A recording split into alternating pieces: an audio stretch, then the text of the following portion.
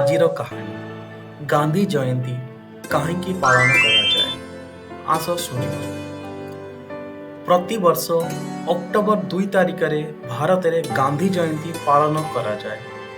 एही दिनटी महात्मा गांधी जन्मदिन, जीए भारतर अधिकार पाई एवं जातीय स्वाधीनता पाई संघर्ष करथिले। से अहिंसा, सत्य और सामाजिक मार्ग रे लोक माने किपरि चलिबे सी देखाइबे। महात्मा गांधी दृष्टिकोण आउ नीति व्यक्तिगत जीवन में अनेक परिवर्तन आनी। सी कहिथिले अहिंसा हेउची सबुठारु शक्तिशाली अस्त्र।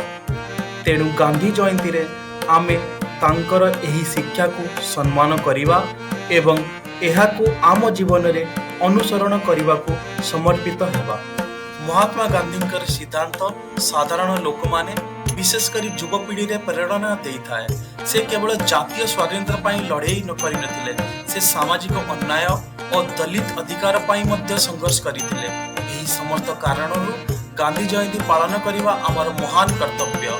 एही दिन एकत्रित होई लोक माने सेही आस्था और शिक्षा को सम्मान करंती। से माने प्रार्थना करंती।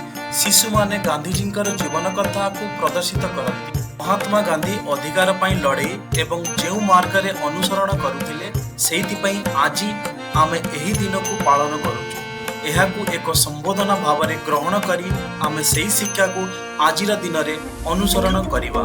सेहीपरि गांधी जयंती आम पाई एक अनुष्ठान जहाँ आमको साधारणता, अहिंसा और सामाजिकता दायित्व प्रति मन पकाई थाए। एही दिनटी सेही लक्ष्य को साकार करिवार एक सुंदर अवसर।